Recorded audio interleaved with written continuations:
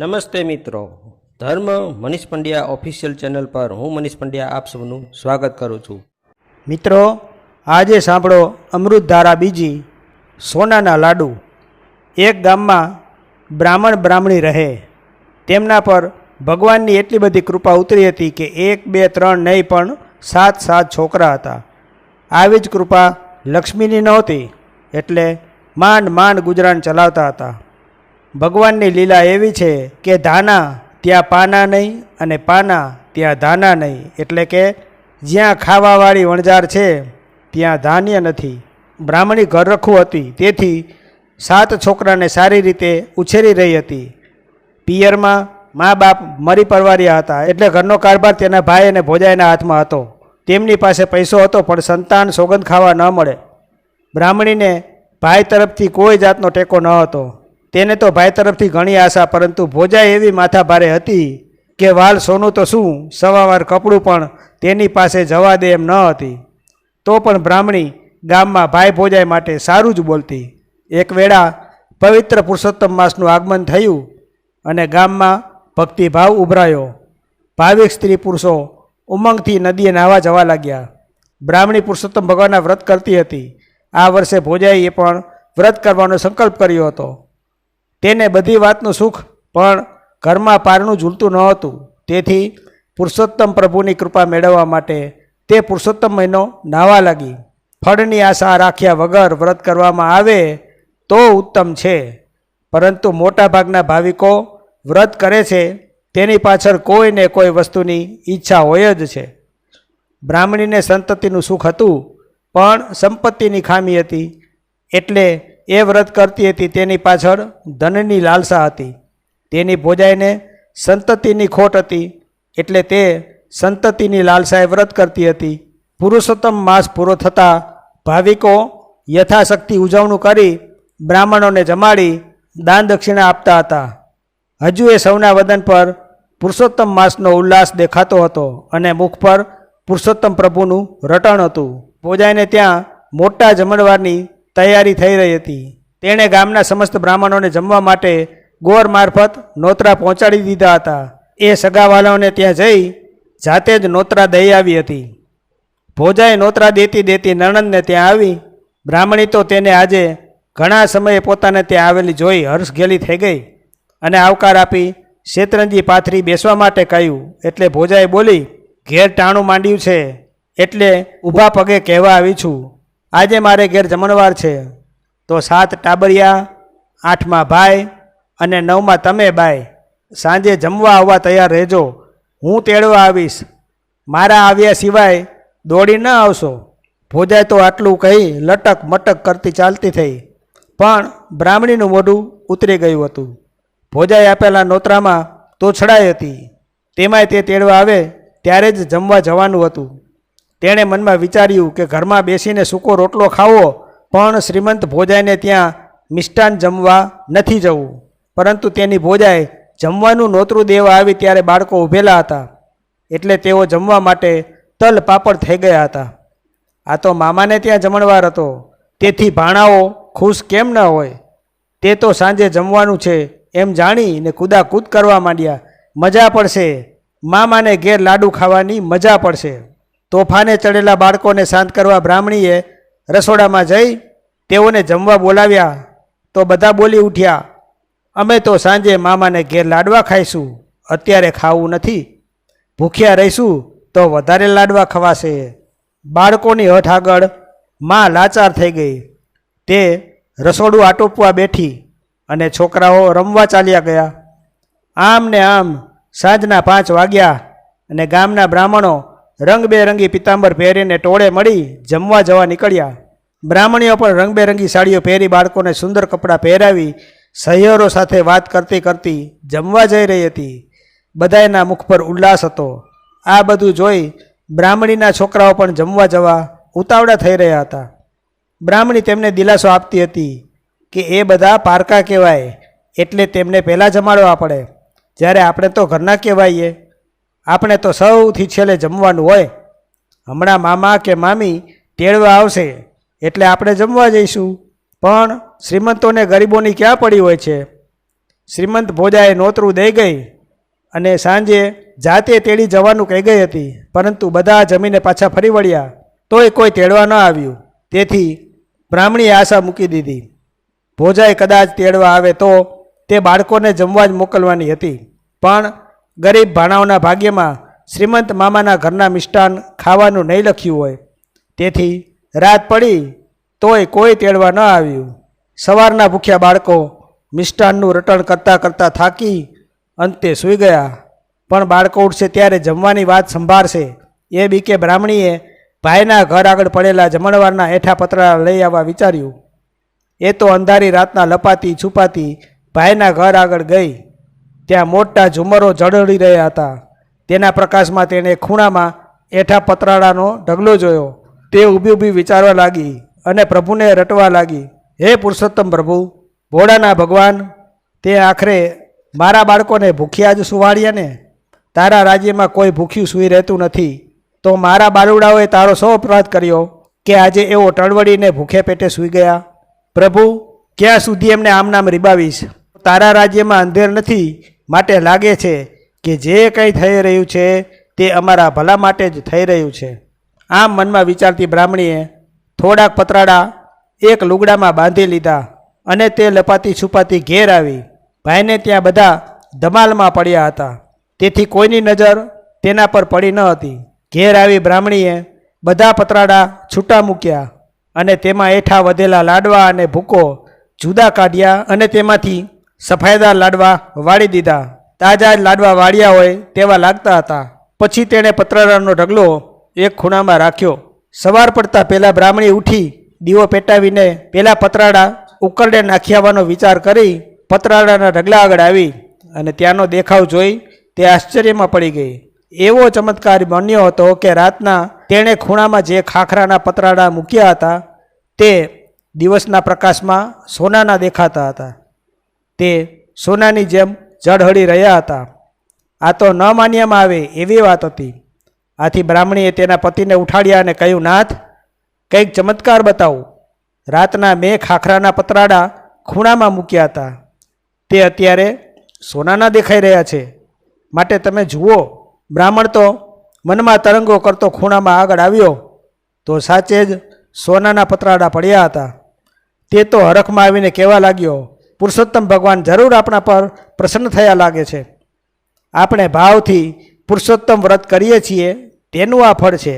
ખરેખર ભાવભરી ભક્તિ ફળ્યા વગર રહેતી નથી. ભગવાન આપે છે ત્યારે પાછું ફરીને જોતો નથી, અને તે ક્યારે ક્યાં અને શું આપશે એની કોઈને ખબર પડતી નથી. વાહ પ્રભુ વાહ, તારી લીલાનો કંઈ પાર નથી. બ્રાહ્મણી બોલી, નાથ, ભગવાને પતરાડા સોનાના બનાવ્યા, પરંતુ અસલમાં તો તે મારા ભાઈના છે, એટલે એના પર આપણો અધિકાર નથી. વળી એ મારા પિયરની વસ્તુ છે, એટલે તમારાથી લેવાય નહીં. માટે હું તો મારા ભાઈને એની વસ્તુ સોંપી દઉં છું. પછી એ કપડાં તરીકે મને આપે તો ઠીક છે, ન આપે તો કંઈ નહીં. બ્રાહ્મણ પણ દાનતનો સાફ હતો, એટલે તેણે તેમ કરવા જ કહ્યું. બ્રાહ્મણી દોડીને ભાઈને ઘેર ગઈ. ભાઈ નાહવાની તૈયારી કરી રહ્યો હતો. તે વિચારવા લાગ્યો, અત્યારે બેન કેમ આવી હશે? ત્યાં તો બેન બોલી, વીરા, હમણાં ને હમણાં મારે ઘેર ચાલો, તમને કંઈક બતાવું. ભાઈ જવાબ આપે તે પહેલાં જ ભોજાઈ આવી પહોંચી અને નણંદને આવેલી જોઈ તેની આંખો ચાર થઈ ગઈ. તે સમજી કે અત્યારે નણંદ વધેલી ઘટેલી મીઠાઈ લેવા આવી છે અને તે માટે તેના ભાઈના કાન ભંભેરી રહી છે. આથી તે મોઢું ચડાવીને બોલી, નણંદ બા, જે કહેવું હોય તે મને કહો. ઘરની વાત તમારા ભાઈને શું ખબર પડે? હજુ સાંજે તો બધા માલ પાણી ઉડાવી ગયા છો. શું આજે પણ વધ્યું ઘટ્યું જમવા વિચાર છે? જમવા આવવું હોય તો મેં ક્યાં રસોડે તાળું માર્યું છે? તમારા ભાઈનું ઘર છે, આવીને બધા જમી જાઓ. બ્રાહ્મણી તો સાવ બનાવટી વાત સાંભળી ડઘાઈ ગઈ. તેની આંખમાં આંસુ આવી ગયા. જૂઠાને તો સી રીતે પહોંચાય? સાંજે એના ઘરનું કોઈ જમવા નહોતું આવ્યું, છતાં ભોજાઈએ જમી ગયા છો એવું ખોટું કહ્યું હતું. ભોજાઈ તો બબડાટ કરતી રસોડામાં ગઈ અને બ્રાહ્મણીએ ભાઈને કહ્યું, ભાઈ, મારે ઘેર ચાલો, તમારા લાભની વાત છે. ભાઈ કહે, બેન, કાલે તમે બધા જમી ગયા છો તો રસોઈ કેવી બની હતી? કહે છે ને કે બટાકાનું શાક તો એવું સ્વાદિષ્ટ બન્યું હતું કે લોકો આંગળા પણ ચાટી ખાતા હતા. બહેન કે ભાઈ મારી ભોજાએ જે કહ્યું તે ખોટું છે. અમને કોઈ તેડવા આવ્યું નહીં એટલે અમે જમવા નહોતા આવ્યા. છોકરાઓ બિચારા ભૂખા પેટે સૂઈ ગયા હતા. મને થયું કે સવારે છોકરાઓ લાડુ ખાવા માગશે તો શું આપીશ, એથી હું તમારે ત્યાં જમણવારના જે એઠા પતરાડાનો ઢગલો પડેલો તેમાંથી થોડાક પતરાડા ઘેર લઈ ગઈ હતી અને તેમાંથી લાડુના કટકા અને ભૂકો જુદો કાઢી તેમાંથી ફરીથી લાડવા વાળીને રાખી દીધા, જેથી સવારે તમારા ભાણેજિયાને ખાવા આપી શકાય કે મામાના ઘરના લાડવા છે. પછી એ બધા પતરાડા ઉકરડે નાખવા રાખી મૂક્યા હતા. સવારે ઉઠીને તે પતરાડા ઉકરડે નાખવા જવા તૈયાર થઈ તો એ બધા જ પતરાડા સોનાના બની ગયેલા જણાયા. માટે ભાઈ એ તમારા પતરાડા તમે લઈ જાઓ, મને એ ન ખપે. આ સાંભળી ભાઈને બેન પ્રત્યે હેત ઉભરાઈ આવ્યું અને તે બેનને ઘેર ગયો. બહેને પેલા પતરાડા બતાવ્યા તો સાચે જ તે સોનાના હતા. ભાઈ સમજ્યો કે બહેન પુરુષોત્તમ પ્રભુનું વ્રત કરે છે, તેથી પુરુષોત્તમ ભગવાન તેના પર પ્રસન્ન થયા છે અને આવી રીતે તેને લક્ષ્મી આપી છે, તો તે મારાથી કેમ લેવાય? પુણ્ય કરે તે ફળ ભોગવે. ભાઈ તો પસ્તાવો કરવા લાગ્યો કે પોતે બહેનને કેવું દુઃખ આપ્યું છે. વાર તહેવારે બેન ભાણેજિયાને ઘેર જમવા બોલાવ્યા નથી કે નથી લુગડા કરાવ્યા, જ્યારે તે તો મને આવા સોનાના પતરાડા લઈ જવાનું કહેવા આવી. ધન્ય છે બહેન તારી લાગણીને, અને ધિક્કાર છે મારી પત્નીને કે જેણે નણંદ પ્રત્યે કોઈ દિવસ મમતા દાખવી નથી. વિચારમાં ને વિચારમાં ભાઈને યાદ આવ્યું અને તે બહેનને કહેવા લાગ્યો, બહેન સોનાના પતરાડા તારા છે, તેને વેચવાથી એટલા બધા પૈસા આવશે કે તું બેઠા બેઠા ખાઈશ. તારા પુણ્ય પ્રતાપે ભગવાને તારી સામે જોયું છે, તો તું ગામના બ્રાહ્મણોને જમાડ. તારા નોતરા ફરશે એટલે તારી ભાભીની દશા જોવાની મજા આવશે. મારે ત્યાંના જમણવાર વખતે તારી ભાભીએ તારી સાથે જેવું વર્તન રાખ્યું હતું તેવું જ વર્તન તું તારે ત્યાં જમણવાર વખતે એની સાથે રાખજે. બહેન એ તો થાય એવા થઈએ તો ગામ વચ્ચે રહીએ. બહેને ભાઈનું માન રાખ્યું અને તેમ કરવા વચન આપ્યું. ભાઈ હરખભેર પોતાને ઘેર ગયો અને બહેને સોનાના એક પતરાડાના કટકા કરી બધું સોનું એક સોનીને વેચી દીધું. તેના 1.5 લાખ રૂપિયા આવ્યા. બ્રાહ્મણીને આ પુરુષોત્તમ ભગવાન ફળ્યા હતા. હવે તેના ઘરમાંથી દુઃખની છાયા હટી ગઈ હતી અને સુખનો સૂરજ ઉગ્યો હતો. બ્રાહ્મણીએ તેના પતિને બજારે મોકલી જમણવારની તમામ સામગ્રીઓ મંગાવી અને આવતીકાલે સાંજે જમવાના નોતરા પણ બ્રાહ્મણોને મોકલી દીધા. ગામના લોકો તો ગરીબ બ્રાહ્મણને ત્યાં જમણવાર છે એ જાણી તર્ક વિતર્ક કરવા લાગ્યા. બ્રાહ્મણીની ભોજાએ એ વાત જાણી ત્યારે તેણે તેના પતિને પૂછ્યું, સાંભળો છો, આ તમારી બેન બ્રાહ્મણોને જમાડે છે તો તેની પાસે ધન ક્યાંથી આવ્યું? બ્રાહ્મણીના ભાઈએ કહ્યું, એ બધો પુરુષોત્તમ ભગવાનના વ્રતનો પ્રભાવ છે. પ્રભુ તેના પર પ્રસન્ન થયા છે અને તેને આકસ્મિક ધન આપ્યું છે તો બ્રાહ્મણ જમાડે છે. આપણે ત્યાં નોતરું આવશે. આ વાત ચાલે છે ત્યાં તો બ્રાહ્મણીએ મોકલેલો ગોર મહારાજ નોતરું દેવા આવી પહોંચ્યો. તમારે બધાને તમારી નણંદને ત્યાં સાગમટે જમવા આવવાનું નોતરું છે, માટે વેળાસર પધારજો. નણંદનું નોતરું આવેલું જાણીને ભોજાઈનું અભિમાન ઓગળી ગયું અને તે બબડાટ કરતી બેસી રહી. ત્યાં તો નણંદ જાતે જ નોતરું દેવા આવી. તેણે નમ્રતાથી કહ્યું, ભાભી, ભગવાને મારી સામે જોયું છે અને કાલે મારે ત્યાં જમણવાર છે, માટે તમે બંને ભાઈ અને ભાભી પ્રભુનો પ્રસાદ આરોગવા પધારજો. ભાભીનો મિજાજ હવે ઠંડો પડી ગયો હતો, તેથી તેણે સહર્ષ નોતરું સ્વીકાર્યું અને નણંદના વખાણ કરતાં કહેવા લાગી, બેનબા, તમને ભગવાન પ્રસન્ન થયા છે તે વાત તમારા ભાઈએ મને કહી હતી અને અત્યારે તમારા મોઢેથી તે વાત સાંભળીને મને આનંદ થયો છે. ભાભી, જેવી કરણી તેવી પાર ઉતરણી. સારા કર્મનું ફળ સારું જ મળે છે. પ્રભુ પ્રસન્ન થાય છે ત્યારે રંકને રાય બનાવી દે છે. સારું, ત્યારે સાંજે જરા વહેલા બંને આવજો, જેથી મારું સારું દેખાય. બહેને ઉઠતા ઉઠતા કહ્યું અને તે પોતાને ઘેર ગઈ. તેણે ઘરમાં પગ મૂક્યો અને થોડી વાર થઈ ત્યાં તેનો ભાઈ આવ્યો. તેને પોતાની પત્નીના હલકટ સ્વભાવ ઉપર ખૂબ જ ગુસ્સો આવ્યો હતો, તેથી તેની શાન ઠેકાણે લાવવા માટે તેણે એક તરકીબ શોધી કાઢી હતી. તે તરકીબ તેણે પોતાની બહેનને જણાવી. પછી થોડી વાતચીત કરી ભાઈ પોતાને ઘેર ચાલ્યો ગયો. બીજે દિવસે શાંતિથી જમણવાર પતી ગયો. બધાએ બ્રાહ્મણીના ભાગ્યની વાતો કરતા હતા. ધીમે ધીમે જમનારા વિખેરાઈ ગયા.